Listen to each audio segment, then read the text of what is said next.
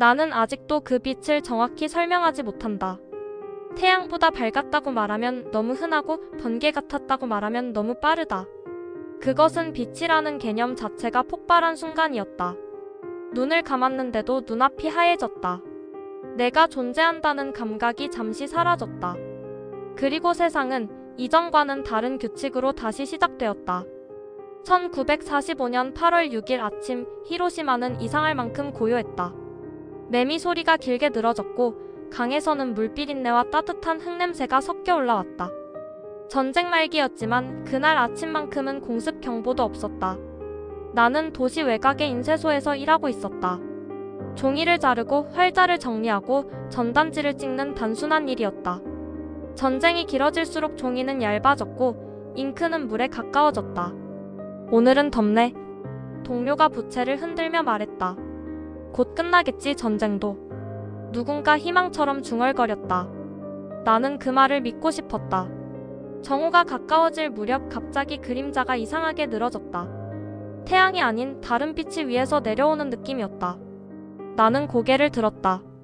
그리고 아무 소리도 듣지 못했다. 빛이 먼저 왔고 소리는 나중에 왔다.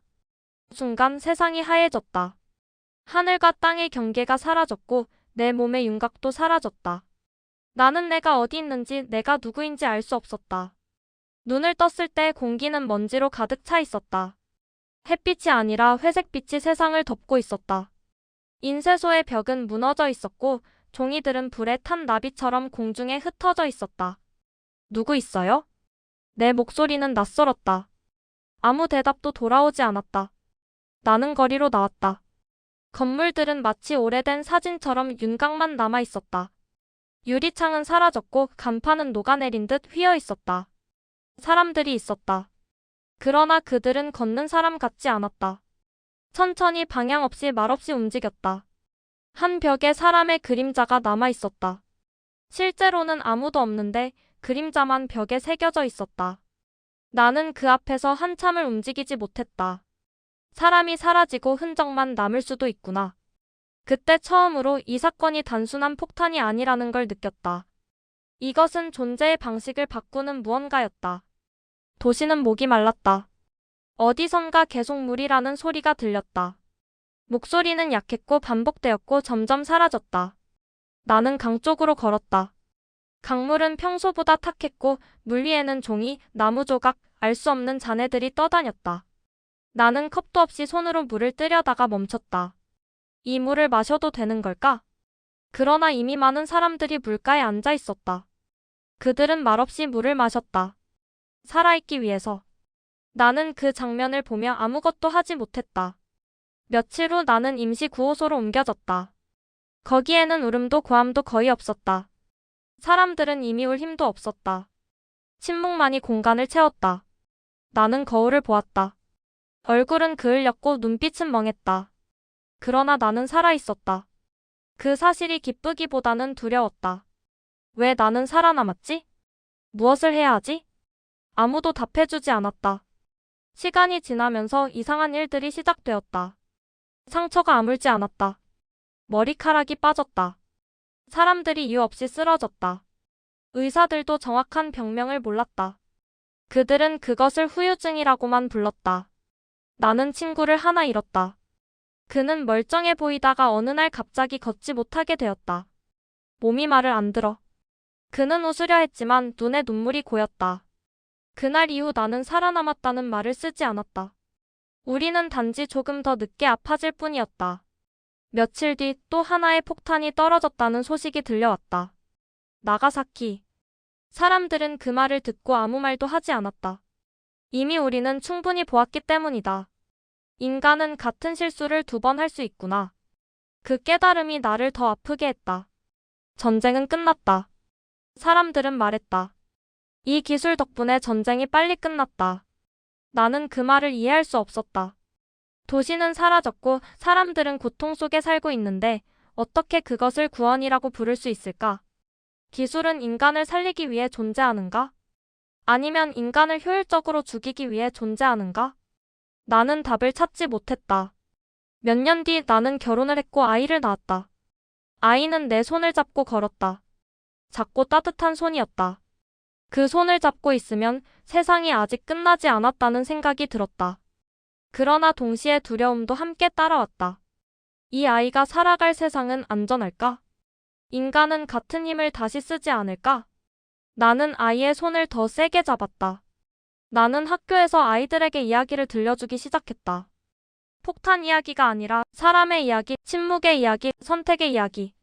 아이들은 조용히 들었다. 나는 그 눈빛 속에서 희망을 보았다. 나는 아직도 가끔 그날의 빛을 꿈에서 본다. 눈을 뜨면 아이의 숨소리가 들린다. 아내가 부엌에서 컵을 놓는 소리가 들린다. 나는 그 소리들이 너무 소중하다. 기술은 중립적일지도 모른다. 그러나 그것을 사용하는 인간은 중립적일 수 없다. 우리가 어떤 선택을 하느냐에 따라 기술은 빛이 될 수도 그림자가 될 수도 있다. 나는 그 사실을 몸으로 배웠다. 그래서 오늘도 기억한다. 잊지 않기 위해.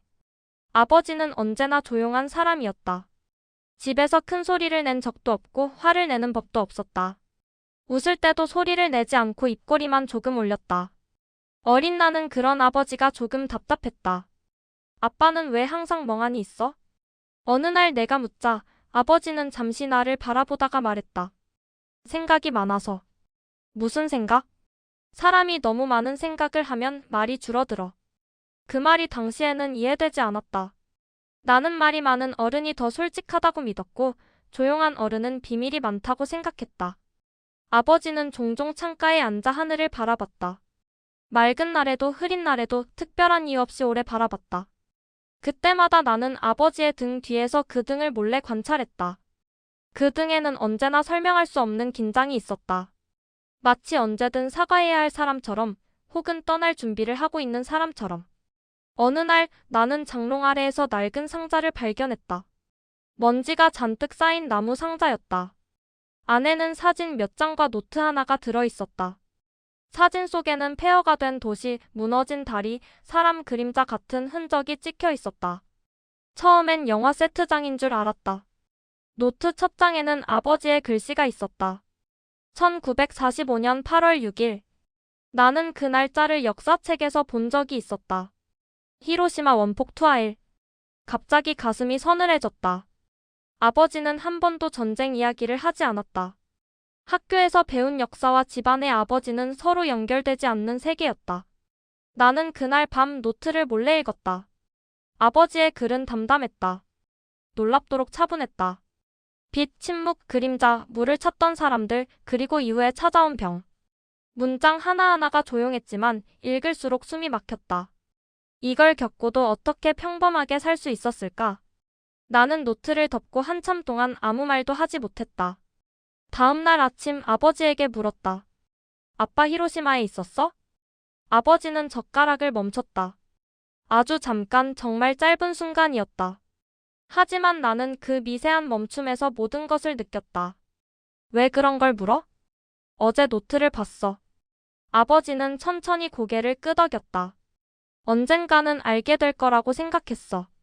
그날 우리는 처음으로 길게 이야기를 나눴다. 아버지는 말했다. 폭탄은 그날로 끝난 게 아니야. 사람 몸에도 기억에도 남아. 나는 그 말을 이해하지 못했다. 그러나 몇 년 뒤 병원에서 받은 검사 결과를 보고 조금씩 실감하게 되었다. 면역 수치가 평균보다 낮았다. 이유 없는 피로. 원인을 알 수 없는 두통. 의사는 조심스럽게 말했다. 직접적인 인과관계는 증명하기 어렵습니다. 그 말은 사실상 이렇게 들렸다. 아무도 책임지지 않는다. 나는 처음으로 분노를 느꼈다. 나는 그날 태어나지도 않았는데 왜 이 그림자를 짊어져야 하는가? 나는 한동안 아버지를 원망했다. 왜 나를 낳았어? 어느 날 참지 못하고 말했다. 이런 몸으로 살게 될 줄 알았다면. 아버지는 오래 침묵하다가 답했다. 미안하다. 그 말은 변명도 설득도 아니었다. 그저 사실처럼 들렸다. 그날 이후 우리는 조금 멀어졌다. 몇 년 후 아버지가 병원에 입원했다. 나는 다시 그의 노트를 꺼냈다. 이번에는 다른 마음으로 읽혔다. 그는 살아남은 것이 아니라 매일 선택하며 살아온 사람이었다. 침묵하지 않으려고 애쓰고 기억을 남기고 아이들에게 이야기하며 그때 처음으로 깨달았다. 아버지는 피해자이면서 동시에 기억을 맡은 사람이었다. 아버지가 세상을 떠난 뒤 나는 그의 노트를 학교에 기증했다. 그리고 강연을 시작했다. 나는 피폭자 자녀라는 말을 숨기지 않았다. 대신 말했다. 이건 과거의 이야기가 아닙니다. 지금 우리가 만드는 기술의 이야기입니다. 학생들은 조용히 들었다. 그 침묵 속에서 나는 책임을 느꼈다. 나는 여전히 몸이 약하다. 가끔 이유 없는 피로에 눕기도 한다. 하지만 나는 도망치지 않기로 했다. 기술은 멈추지 않는다. 그렇다면 인간의 양심도 멈추지 말아야 한다. 아버지가 남긴 것은 공포가 아니라 질문이었다. 우리는 어떤 선택을 할 것인가? 나는 그 질문을 다음 세대에게 건넨다. 빛이 다시 그림자가 되지 않도록.